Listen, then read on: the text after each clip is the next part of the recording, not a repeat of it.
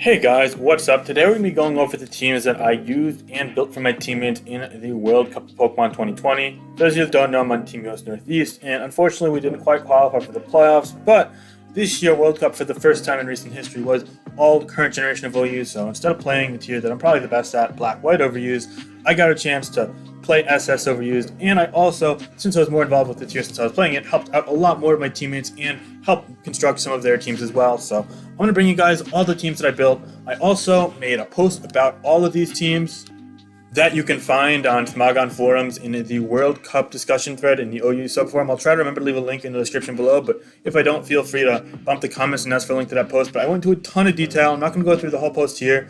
Just so long. I included the whole team building process and everything. It's just very detailed and basically explains everything I was thinking and all my thoughts on the metagame going into these games. So yeah, definitely be sure to check that out.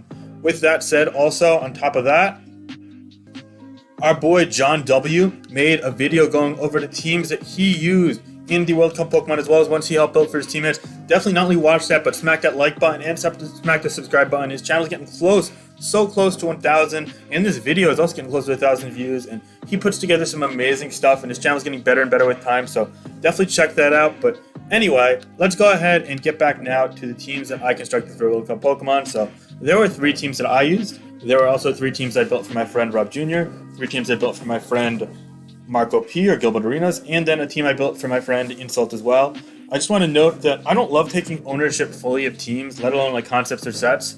For example, when something gets common and they refer to it as, oh, this is Finchinator's Clefable set. Like, no, I mean, maybe I came up with it first, but everyone's entitled to use it. Taking ownership and like trying to claim like that you own part of the metagame is silly. It's a tier that we all play, and taking ownership just isn't necessary. So while I played an instrumental role in instructing these teams, my teammates also give a lot of insight. And on top of that, anyone can come up with any team. So this isn't me saying, oh, look, this is something that's mine, this is on my property. No, it's rather me trying to share these teams and ideas for you guys to give you a perspective of what I was thinking and help you guys improve in the metagame.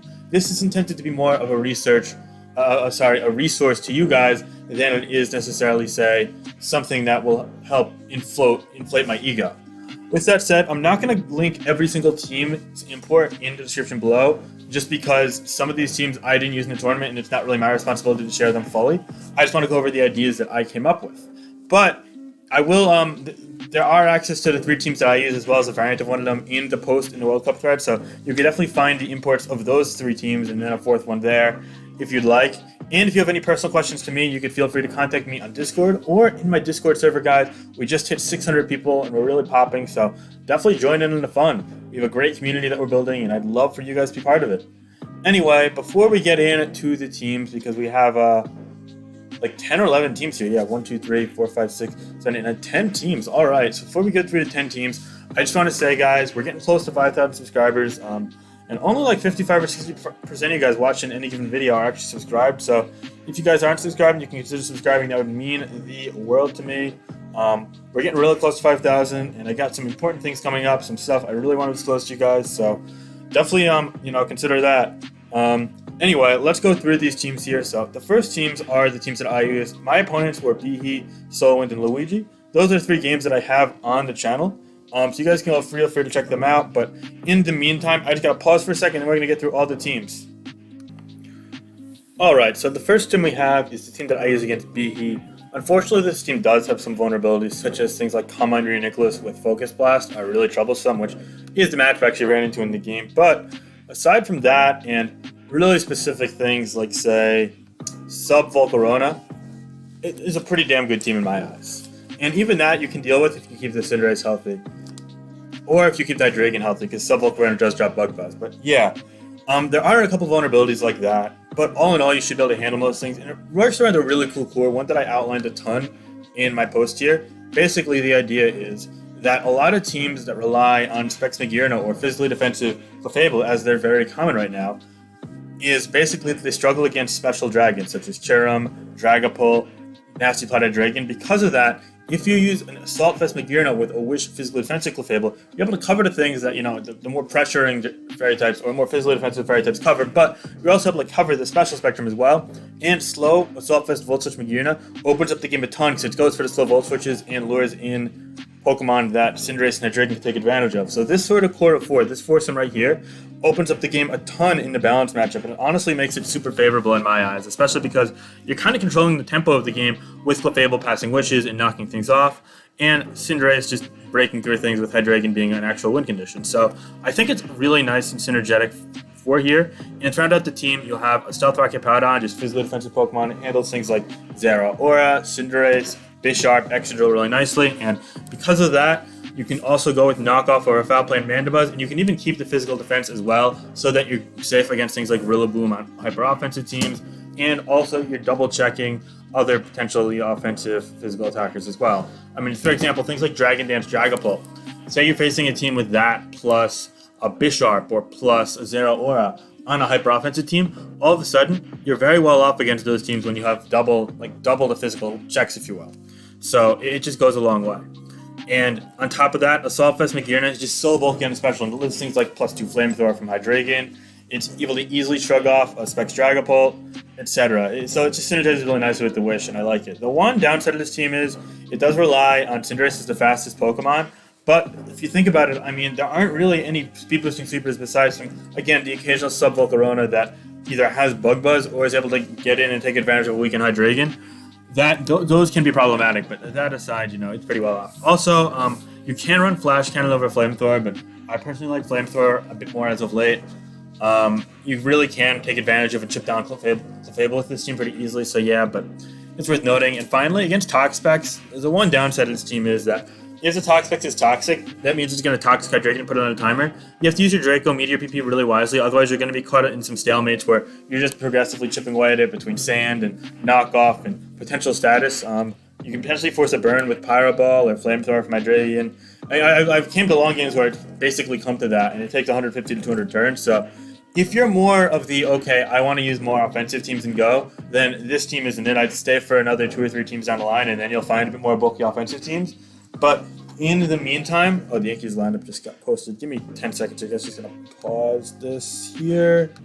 All right, my bad. I'm loving the baseball coming back right now. It's just looking into something. But anyway, more on Pokemon. So I feel like the team, it can play into more long games. And because of that, I know a lot of you guys are players that don't necessarily have the motivation to go for those longer turn games. I mean, you're averaging 50, 60 turns a game. So because of that, there are going to be some teams down the line, specifically this team, and this team, and even a bit this team, that really lead to shorter games. They're more bulky offensive as opposed to balanced. But all these teams fit in the range of balance and bulky offensive just because those are the most consistent team archetypes. And also, it's really a testament to how limited the metagame is. I mean, look, all the Mandibuzz, all the Clefable. It's no shock that these Pokemon are so common, and it's mainly because of Pokemon like, say, Magearna, forcing us to use other defensive Pokemon to synergize solo with them. Pokemon like Dragapult, forcing us to use specific resist. Excadrill. Excadrill is actually a really restricted Pokemon. A lot of people don't notice how amazing Excadrill is right now, etc. Cinderace forcing all the Hippowdon plus Mandibuzz, etc. So, yeah, it's kind of a product of a limited metagame. Even if these Pokemon, for example, don't handle Magearna very well, they tend to be forced to partner with Pokemon that do handle it well. Things like Toxapex, Ferrothorn, Rotom, Heat, etc. They force upon you these specific defensive structures. So, yeah, it's a product of a limited metagame, and that's why we need to remove some Pokemon from the metagame probably. But with that said, let's get through the other teams. This is my favorite team. The team I'm actually working on RMTing on this Bagon forum, so definitely keep your eyes open for that. But it's the team I use against Solwind. It's a team I've also used a couple times on this channel. In particular, I showed my game against Solwind. But with that said, it's a Rocky Helmet, Physical Defensive Powdon, plus especially defensive Mandibuzz. So this time we have no Assault Vest Magearna, so we want to use a more specially defensive Mandibuzz. It'll help against things like Dragapult especially, but also, you can take 2 Moonblasts from Clefable and eventually beat it. It still takes 2 Pyro Balls from Cinderace, even Adamant Cinderace. Able to withstand a +2 from Rotom Heat. Yeah, it's able to even soft check Volcarona if you get it toxic or something like that and just boost it off for good. Yeah, Aegislash does amazing against as well. The list goes on. You also can undercreep opposing Mandibuzz and get a slower U-turn off because you don't need the speed for anything in this team, which is really helpful. But those two aside, we also have Specs Magearna and a heavy-duty boots for attack Cinderace. It's just kind of like the bread and butter offensive core of the team, and they make it so that you're not just going to be sitting there all day, but rather once you pivot them in safely, which the rest of your team is really meant to do, and help condition by weakening its checks and counters to them, it's going to do really well. It runs Trick, particularly to help against bulky teams, but also you just don't need Aura Sphere a ton when you have Cinderace and Dragapult in my eyes. Disconnected. So that goes a long way. On top of that, we have Cinderace here, again the 4 attack set, It's just one of the best progress makers in the tier, and it's also a great breaker. It really pressures balance teams, and just 1 or 2 U-turns into Mandibuzz, and power down Slowbro, and then all of a sudden, Gunk Shot or Power Ball is going to be too killing. And that goes a long way in my eyes. So in the long haul, it's an amazing breaker. You just got to be consistent with it and not play overly aggressive, but find your spots basically. And then to round the team out, we have physically defensive Pex, but has EVS level Life Orb Psychic from Alakazam, I believe. No, actually, this one's a bit more physically defensive than that, but it always lives a Sash when after Stealth Rock still, I believe. So yeah, you gotta be careful against Life Orb though. That's why we're especially defensive Mandibuzz. It also lives a +2 Gleam from Alakazam with that spread, right. And Knockoff is a one-shot on it from the Mandibuzz. But anyway, the Pex is also really good against opposing Cinderace, and it does great against other physical attackers as well. It can even live a Choice Banded Woodhammer from Rillaboom, which is good because Mandibuzz is going to be to a KO'd from like 80% due to being special defensive, so it's always nice to get the knockoff, something like that. And yeah, it's just a great Pokemon to kind of come in, force some status, force some knockoff, etc., and then get out.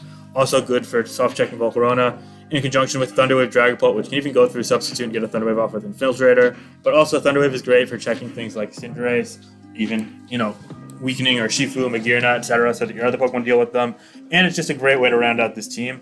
As for leftovers versus, say, Heavy Duty Boots or Spell Tag, I definitely didn't consider Spell Tag in this team because you want to have something to negate the passive damage from Stealth Rock and Sand on Sand teams, especially more balanced teams.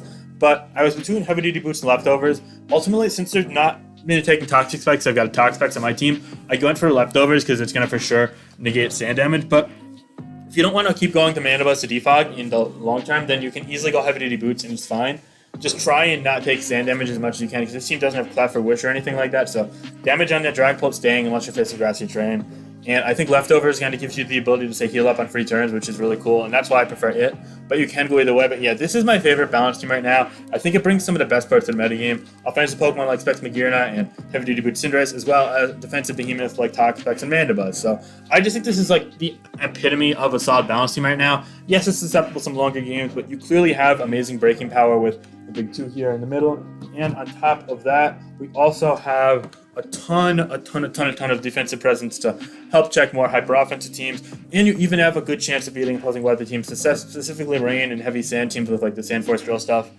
So yeah, you just gotta be really careful against those teams, and you should be well off. Sun is a bit more of a worrisome matchup, but if you're able to keep the Dragapult healthy, Thunderwave Dragapult actually does pretty well, and Specs Magearna and Cinderace should be able to pick up any kills once you chip the Torkoal in the early game. So yeah, especially defensive Mandibuzz without Foul Play unfortunately struggles a bit more with Venusaur, but if you knock off the Life Orb, then +2 is not going to be killing the Dragapult, and at +0 it can't really kill the Cinderace either, so you gotta be careful of that and try and maintain your sand, and you're going to actually have a good chance to get Sun teams as well.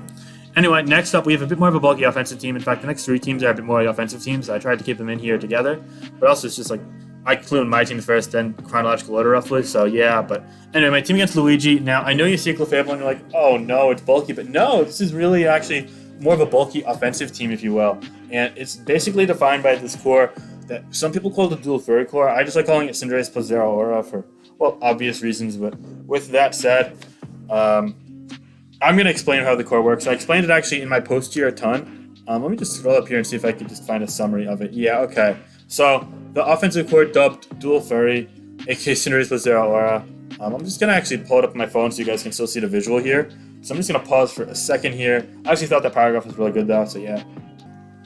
Okay, so I'm actually going to go through my whole team building process. So I wasn't really sure what to prepare for Luigi because I thought he'd bring a bit more of an offensive team to pry on the bulky stuff I've been using on YouTube because I use a lot of standard balance teams, and this is a bit more of a bulky offensive team to kind of counteract that prediction.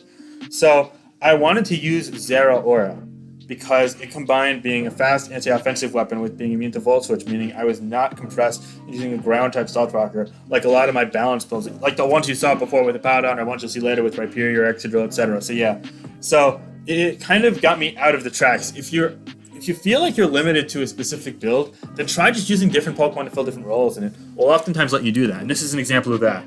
So it felt optimal to me, and because of that, I was like, Zero currently uses Volt Switch as a way to kind of circumvent its inability to break through new grass types like Tangrowth and Moongus, because a lot of people are like, oh no, Zero Aura is no longer like the great breaker that we need in the metagame because of Amoonguss and Tangrowth like hard countering it, but with Volt Switch you can actually take advantage of that. So then I proceeded to make a list of Pokemon that took advantage of these grass types being lured in by Zero Aura that I could Volt Switch on. And the list off the top of my head is Cinderace, Rotom Heat, Alakazam, Volcarona, Subcommand Magearna, and Gengar. All those Pokemon have a way of abusing Rocky Helmet Tangrowth and physically defensive / mixed defensive Amoonguss, and because of that, I was like, okay, I definitely want to use one of them. So then I just put a team together. Like, I put like 2 Pokemon together. I put Zero Aura plus all those Pokemon together, and I tried building teams. And then ultimately, Cinderace fit the most because it provides speed control, it's the most dynamic breaker, it gives a fire resist, etc. So of that list, I decided Cinderace was the most dynamic option that still allowed for the most strong overall team. So I slotted it into my team with the 4-attack pivot set. It was increasingly common and effective at that time. And I'm not trying to take credit for that core for the record, but it's something that's really solid, and I think a lot of people should definitely try out that core with Cinderace plus Zero Aura. But anyway, once I came upon those two, I'm like, okay, I still want to keep this more bulky offensive, so I'm thinking, now I can fit a Clefable with Wish just to help the longevity of these 2 Pokemon, but I really want to use Ferrothorn as my Steel type instead of something like a bulky Magearna or a Fat Drill or even a Corviknight, just because it's really not a passive stall Pokemon in general if you think about it. Like, Leech Seed helps it beat things like Corviknight and Mandibuzz because you get super effective body press on a Roost, and that plus Leech Seed damage goes a long way. And Spikes help force damage on the opposing team. Knockoff helps turn checks to Pokemon into no longer checks or counters no longer the counters. Once you chip that off, they're not getting a passive recovery of leftovers or heavy duty boots, so means they're taking the Spikes and Stealth Rock. So that just goes a long way there. So with those 2 Pokemon, I'm like, okay, so a couple things I'm still weak to. Kyurem can really shred me with Ice Beam. I would like to have something that checks Sand Drill. And also, I need a Ghost Resist, so Dragon Pulse would be great. And also, things like Bisharp kill me, so actually, I came up with Mandibuzz with Foul Play and Speed for Bisharp as my Steefogger, and Nasty Plot Rotom Heat is my last. I don't even need max speed for Togekiss either. I only had speed for Adamant, Rillaboom, and Heracross because on this team I have Zero Aura to check Togekiss, so it felt right that way. And this set actually allows us to take things like Alakazam, Gengar, Togekiss, actually, ironically enough, in a special end, Dragapult, and what was it else? Oh, and Magearna hits much better with the special bulk invested, and even physical bulk helps with things like Bulk Up or Shifu taking a hit from that as well. So yeah, that goes a long way there. Even helps me kind of start a soft check Cinderace because right now I'm relying a lot on physically defensive Mandibuzz for that. So a couple U-turns from Cinderace makes it an issue. So yeah, it just made me feel a bit better overall. Now this team is a little more vulnerable to 4-attack Cinderace, specifically Adamant variants, than I'd like it to be. But with that said, you can patch that up by going Jolly on your own Cinderace if you want to. And also, you can just add more physical defense to the Rotom Heat as well. But all that combined with having Revenge Killer and Zero Aura and having the ability to use more physically defensive Mandibuzz makes it so that you're mostly fine against those Pokemon. So yeah, but I thought this was like a really cool instance of bulky offense in the metagame. You have both Stealth Rock and Spikes. You have Momentum on your Defogger, which is where your passive on, so you could get it in. And then you have just 3 really progress-oriented Pokemon, including 2 faster Pokemon as well. So it plays really nicely all around. So yeah, this is my team against Luigi. Fortunately, I fell short that game, but that was more due to my own misplays. I definitely made some mistakes later on in the game. I just wasn't myself that day, and that's totally on me there. Then it was the team. The team was positioned pretty well, so it was just a great game by Luigi. So congratulations to him for that one. Definitely on me there. But anyway, next 2 teams are the teams I start. Now we're getting into the territory of the teams I built for my my teammates. So I'm not actually going to click on these teams because I don't want to show you guys the EVs, the whole import, just because these aren't my teams to fully share. And in the post, I went through these 6s as well, as you can see here. No, not quite here, but here I went through those teams as well, but I didn't link imports to them just because they're not my teams to share. But we're going to go through them one by one. Going to be a bit more brief than my discussion of my own teams, but that's fine nonetheless. The first one is the team I built for Insult. So you want to choose Nasty Plot Gengar. I actually came up with a rough skeleton of this and I put it together. The idea was Gengar plus Dragapult, they synergize nicely. Gengar is basically a kill machine against balance. You get a Nasty Plot and then plus 2 Thunderbolt kills Corviknight and Mandibuzz, plus 2 Shadow Ball, nuking things like Slowbro or other weaknesses to it. And Sludge Wave is just killing fairy types such as Clefable or grass types. And plus 2 it should take out Tangrowth and also Amoonguss no matter what the set is on the Tangrowth, and physically defensive Amoonguss is doing that. So yeah, that's really helpful. It's just amazing against balanced teams, and getting it in means that Teleport Cloth is great. With Wish heals it up, Teleport gets it in safely. And also, since it breaks down a lot of balance scores, it actually opens up for late game Dragon Darts, Hex, Thunder Wave, U-turn, Dragapult, which Thunder Wave slows things down for Gengar, Rhyperior, etc. Dragon Darts is really great insurance for Volcarona, and also it hits things like Chansey and Blissey a bit harder, so you don't have to risk them being healthy enough to where they can potentially Thunder Wave Gengar or heal up on something like Rhyperior before they get out of the way to their unaware Pokemon on stall teams. You know, it goes a long way. So yeah, incremental progress is key there. The Rhyperior is a really reliable Stealth Rock setter on this build. It gives us the Volt Switch immunity, it gives us a Cinderace check, it gives us the ability to counter Rotom Heat, and on top of that, it also deals with Volcarona pretty nicely as well. So yeah, Rhyperior was a great option there, especially with Wish support because it helps it stay alive longer. And then we have Defog Mandibuzz and Toxapex throughout the team out because, it gives us a Ghost Resist, it gives us a secondary Cinderace check, something to absorb Toxapex beyond Gengar, and also Toxapex just rounds this team out perfectly in the physically defensive end. So yeah, I think it was even Rocky on with Pex if I recall, but anyway, that was a good team by me. I really liked it. Unfortunately, Insult fell just short of winning that game, but it's alright, it was a tight match. Then we have the team that Gilbert Arenas, our Marco Pimabo, used to beat Shiny Azelf. And Shiny Azelf, by the way, great dude, really solid player. He actually came back to the game recently. Really like seeing him play. And he actually is someone that follows the channel. So that is really dope there for sure. Just gonna pause for a second. Alright, anyway, so the next team is, the Marco P team for Shiny Azelf. Good dude. But anyway, we really wanted to choose Crota, or at least he did. So I was like, okay, we can make this work. But I definitely want it, like Gengar, to be paired with Calipore Clef, just because it gets it in safely and it's a really frail Pokemon. And in addition to that, since it's a strong Aqua Jet, I actually noticed that we didn't really need like a lot of speed control as long as you had a nice bulky backbone. So we paired it with Ferrothorn as a Steel type. Spikes actually was really nice here as well because it forces kills for Aqua Jet and Cinderace's attacks as well. Rhyperior, again, same reason as last team, but also we were a bit less pressed against Volcarona because Cinderace deals with it alright one-on-one situations and Aqua Jet just mauls it, so that's helpful too. But anyway, besides that, it was also just really nice to have something that was Volt Switch immune on this team, especially due to the fact that it provides a lot of offensive presence. For example, Rhyperior's with the Swords Dance set, it's able to muscle past Mandibuzz, especially with Lax Foul Play, and Corviknight, as long as it hits its Rock Blasts really well and keeps Stealth Rocks up in the long haul. And then you can pass Wishes to it as well, so it can come back and do even more. In fact, the set's even meant to beat Hippowdon because at +2, you took it with Earthquake with this attack investment, and you have speed to outrun it. So it's a really cool set that my boy ABR made. But anyway, getting on to the next teams, we have another team that Marco P used against Relis. Sorry, I have Team Germany. Relis is a really solid player as well. Marco P had a pretty strong pool, all things considered. But anyway, it was Hippowdon, Excadrill, Mandibuzz, Toxapex, Clefable, Dragapult. It was just kind of meant to be a sand team with Calm Mind, Clefable. I believe it was Calm Mind, Flamethrower, Clefable. Yeah, and that just synergizes really nicely with the Excadrill because Flamethrower is able to beat pesky steel types that wall, such as Skarmory and Corviknight, and then Drill just feasts in the rest of the metagame. And it's also Specs, Hex, Dragapult to abuse the status, and with that plus Drill and Sand, it actually has amazing speed control there, so that goes a long way in my eyes. Yup. Anyway, next up we Next up, we have the team that, Marco P's third team he used against, I believe, XM Raptor, if I recall correctly. I could be wrong, but that aside, it is that team. Sorry, my bad. I just was looking away for a second. But anyway, the next team we got is I'm like, focus. Oh boy, sorry, it's been a long day. But anyway, that's, we wanted to use Nasty Plot plus 3 attacks, Alakazam, which actually another team down here is using as well. But anyway, that plus Rillaboom, it serves as sufficient speed control because Rillaboom's Grassy Glide's able to kill things like Drill and weaken Dragapult even despite the resistance, and also Alakazam. So I figured that'd be a cool core, especially since Grassy Transporter favors the rest of the team.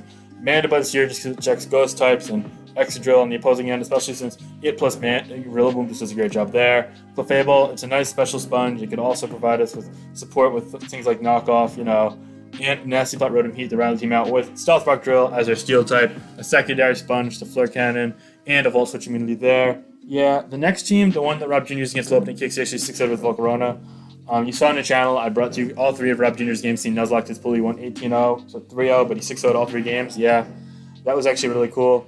But that aside,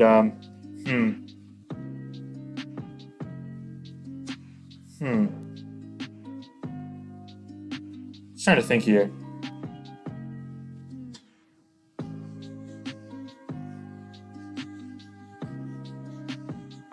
Yeah, okay, so the next team was that. It's Subcombined Volcarona with, let